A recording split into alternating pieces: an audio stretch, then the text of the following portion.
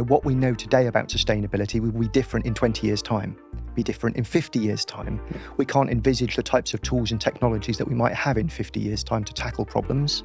And some of the tools and technologies that we think we might have to tackle those problems may not come to fruition.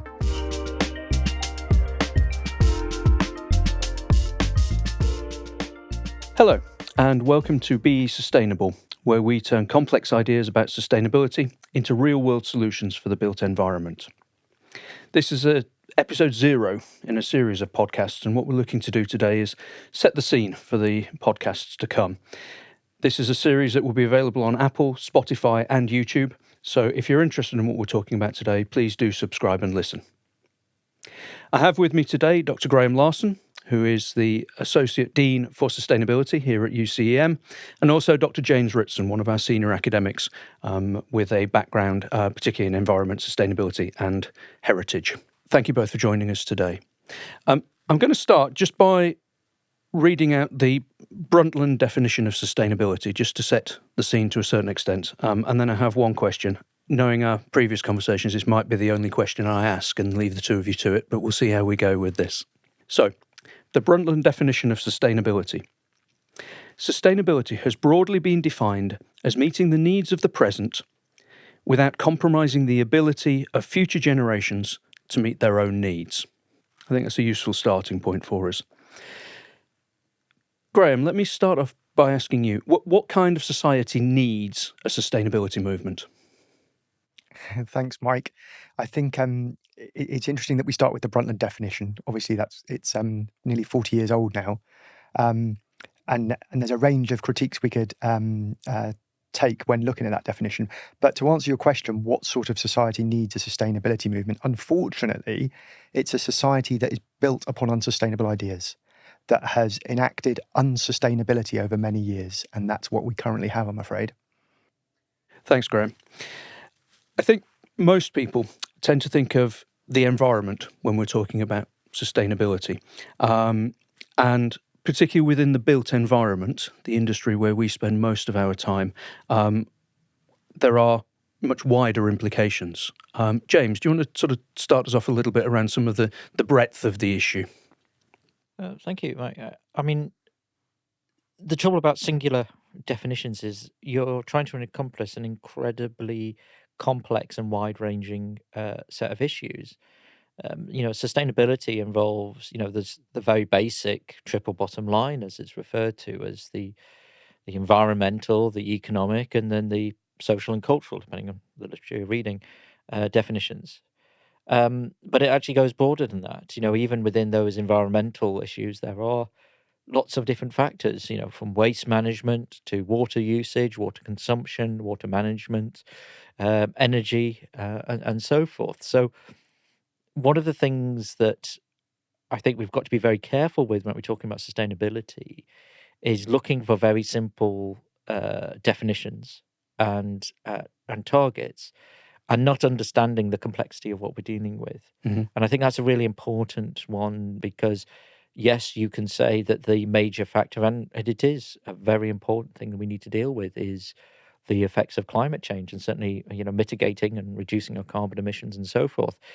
We can't then exclude the other complexities of the environmental issues involved. Biodiversity loss, habitat loss, water management, and that's just within the environmental.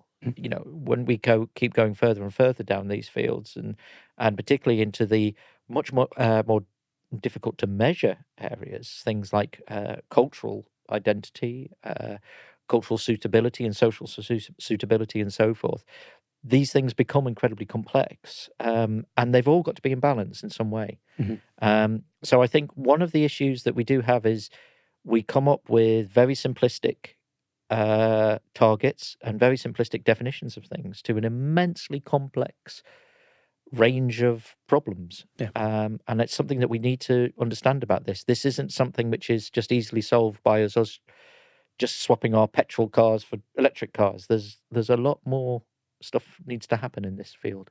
Absolutely. And Graeme, you mentioned that the Brundtland definition is, by the modern scheme of things, aging. Naturally, this is a dynamic topic. So any definition is almost out of date as soon as it's in print. So how do we adapt to that? How do we support the evolution of the issue over time? Yeah, I think it's. I mean, building on what James said and that question, it helps us as a society to have definitions, but sometimes they can, limit the way we think about things. And certainly that's the case, I think, with the Brundtland report. So it's useful. That report is, it's useful. That definition is useful. It's used extensively in the literature, but it's easy to critique it. And I think we need to recognise that sustainability now, in the dynamic world that we live in, and the complexities that James has just articulated, is that sustainability is an evolving discourse. It's an evolving area. What we know today about sustainability will be different in 20 years' time, be different in 50 years' time. Yeah. We can't envisage the types of tools and technologies that we might have in 50 years' time to tackle problems. And some of the tools and technologies that we think we might have to tackle these problems may not come to fruition. I'm still waiting for my flying car that was promised to me, which hasn't yet materialised. Yeah, the genuine hoverboard is one that's eluded me over time as well. Ever since Back to the Future, I knew it was coming, but not as yet. Okay.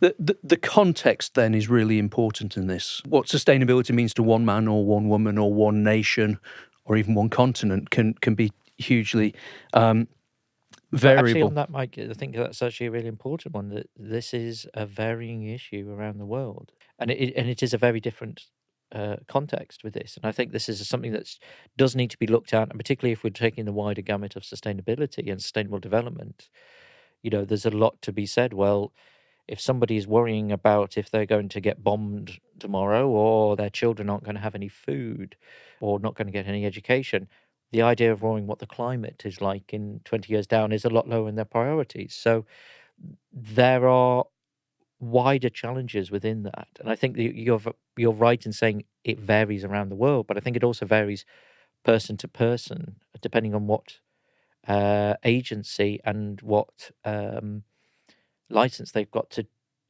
deal with, and what situations they've got to deal with as well. So, it can be very high on a priority list, but actually we may feel that there is nothing we can do about it as individuals, particularly if there is a cost attached in the current economic climate. I, as an individual, might think, I'd love to preserve the world for future generations, but I need to put food on the table. Bringing the built environment context to bear, that's what we're here to focus on. Where does the responsibility for this sit within the built environment industry, whether that is construction or management of communities, properties, and so on? I think there's a scale there of the kind of niche, the regime, and the landscape. So there's stuff from the outliers who are doing innovative ideas that maybe don't operate within regulatory schemes at the moment. The ideas people, the innovators, and then there's the big companies that can that have resources and can change the game. Certainly, the professional bodies have got a role to play, and there's a lot of discussion at the moment about whether they're doing enough. Okay, and also the fragmentation between those professional bodies, as in all driving in the same direction. And then, of course, there's policy. Having policies that are fit for purpose and that think through what the sustainability strategy for a sector as important as construction should be, and then sticking with those strategies, not having them stop, start. So it allows the sector to put some infrastructure, to lay some track in front of it, to invest and move forwards, as opposed to this kind of piecemeal approach.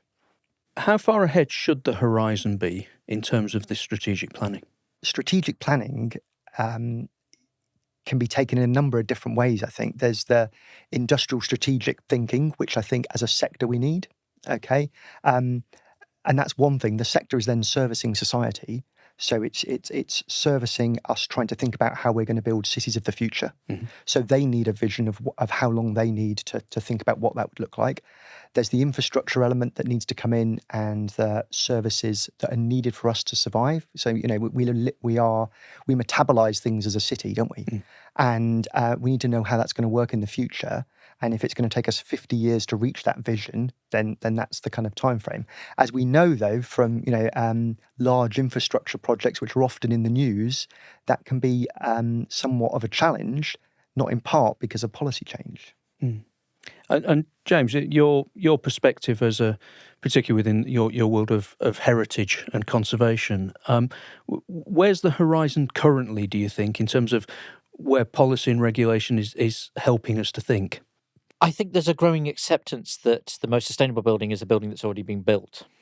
And I think that's particularly relevant in developed and mature societies and communities and cities around the world. And I think that's because the energy that's gone into building the building has already been spent. That doesn't mean that we shouldn't be thinking about retrofit. It doesn't mean that we shouldn't be thinking about new build or replacement and so forth. But I think that, certainly from my point of view, we don't put enough focus on looking after our buildings and on what we've done there. And I think that's something that is very important, because it is it's an expensive thing to build. Graeme was talking about the construction project, the construction industry there. There is another whole sector of the built environment dealing with what's already been built. And I think that we've got to maybe shift the focus, which is generations old, of everything is new build. Everything is about the new build or what's coming new. Actually, what we deal with, what we have, is really important. We just simply can't just keep building, from an environmental point of view, from an economic point of view, and so forth. So I think beginning to understand that trying to care for, look after, and value what we already have is a really important one. There are startling examples around the UK alone of similar estates, the one that's been very well maintained, cared, updated, and so forth, and a similar estate that just hasn't received that care, and there is a startling difference between the two, and that we're not talking here. And I think this is another thing that does need to be kind of unpacked whenever we say the word heritage, is that we're not just talking about the great stately homes and the palaces and the things. We're talking about the granular nature of our cities, the appearance and what we're used to within our cities. These are all fabrics that build our societies and our communities as well, and our economies. And I think that's something that I think heritage plays a hugely important role in our challenge to meet the sustainable agenda, because there's no way that we're going to meet any of the environmental sustainable targets, and never mind the economic and social ones, unless we deal with what we've already got. And I think that's another big challenge, and that is still quite a relatively new mindset. And I certainly think I've seen a much bigger shift over the last few years. So RIBA, RICS, the planning and landscape bodies have been really pushing this forward. I think planning has probably been leading the way for a long period of time, but not so much on the individual building, but more the regeneration side of things. But we do need to be very mindful, particularly in the well-built countries, so to speak, that we care for what we have. That's going to be a very big, important environmental and sustainable part of our solution, really. And presumably, given our history, in the UK, we have an opportunity to be of thought leadership around this, given the nature of our housing stock and the number of buildings, or the proportion of buildings in the UK that are old and long established. Yes, I think we do, and I think we have, and I think, in fairness, that we have taken quite a strong lead on this from certain points of view. But then, completely, as Graeme said, it's the joined-up thinking which hasn't worked out. For example, you get VAT relief on a new build, but you don't on a retrofit or a renovation. Those are simple things that we could perhaps, really do have that joined-up thinking from, the economic and the environmental side of things. But also, I think we do need to not hold on too much as the preciousness of the past. And what I mean by that is, all of our buildings evolve over time. That is heritage. If I show my students a slide of Hampton Court Palace, and I said, when was this built? And the actual real answer is, what part? Because these buildings adapt, and that's part of our heritage, and that's part of how our cities grow and develop. You take any of the great cities of the world, They have developed and changed over time. And you can take the point of view on heritage that it's about preserving what we've got. Actually, it's about managing that change, because that change will happen, whether it be decay because the materials get worn out, the place needs repainting, maintenance, and so forth. That's still a change. Or is it a fundamental change? The building's retrofitted, or it's change of use, or some of the buildings in the neighbourhood are demolished and replaced, or so forth. Either by deliberate means or nefarious means. Those things need to be taken into account. And I think that aspect of it is really important, because I think that management of change changes the mindset of when we start looking at what heritage is. It's the management of that change. And we do have to change. There's no way that, as Graeme said, why do we need a definition? Because we've lived an unsustainable past. So that change has to happen. But I don't think we should look at heritage from the point of view and our existing buildings purely from the point of view as needing to preserve everything. It's about that understanding of what change needs to happen and what change can respectfully and very cleverly done with what we already have. Graeme, James has talked very clearly about our place within the sort of the physical space of heritage and so on, and you've already talked to a certain extent about new build and so on. Some of this, if we're moving beyond the need for a definition, is about our philosophy, our culture, our approach to this. Do we have the right framework for this to be applied? I think we do. Without wanting to get too academic, the idea of environmental philosophy has been studied for a long time, and the path we've travelled to get here has been very much a kind of egocentric one, where human beings are top of the tree, all the resources belong to them, and they can do with them and have the right to do with them as they see fit. I think our understanding of where we fit on this planet has changed, and we recognise now that we're part of the system, and we need to work with nature, we need to work with other species, we need to work with the materials and the natural resources we have. So we are shifting towards what is described as an ecocentric approach rather than an egocentric, whereby we're included, we're not apart from nature, we're embedded in it. So there are frameworks for it. Okay then, to try and draw us to a close, and for both of you, in driving this change from egocentric to ecocentric, is the challenge here in developing a shared understanding of sustainability rather than a shared definition of sustainability? I think that's a sensible way to look at it, because the understanding needs to be context specific. It needs to fit the contextual setting. And that's the way you can get the buy-in from different people across the world, across different parts of society and so on. The idea of the universal definition that doesn't fit certain things, it just switches people off to it. Great. Thank you. James? The example I want to give is we've got to stop searching for the golden goose. Actually, the one thing that's going to solve our problem. This is something that's going to be constantly evolving. The shifting sands of our environment. We wouldn't have all been, 5 years ago before COVID, the idea that 30% of the workforce would be hybrid working in the office world would have been a madness. But these constantly shifting demands requires a dynamic set of solutions, and I do mean set. Yeah. There's going to be lots of different ones, and those solutions, ideas can be shared around the world, but they will be applied slightly differently to individual context.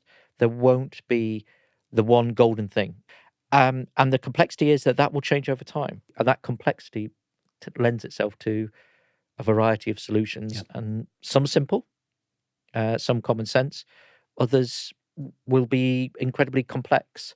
And we will probably never even see, but very important. Yeah. And it's a continuum, I think, is the important thing to remember. That's the important thing. And going back to my heritage point of view, that's actually how societies evolve generally. Mm.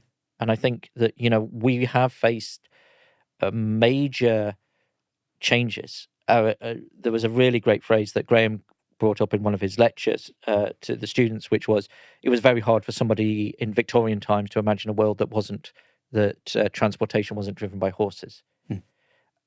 those changes do happen. Yeah. And don't forget, we have done this in the past. It's let's not give up hope. There are changes, and I think it's that not searching for the golden goose, but actually trying to find a collective range of solutions to each of these immensely complex and varied problems. Okay, super. Thank you both for your time today. Hopefully that has set the scene well for our series of podcasts on sustainability-related issues. But that's it for today. If you've been inspired or interested by what you've heard today, then please do subscribe to our podcasts on Spotify, Apple, or YouTube. From those platforms, you will also have the opportunity to ask questions, send in suggestions, and join in with the debate. And we very much look forward to you doing so. Thank you very much.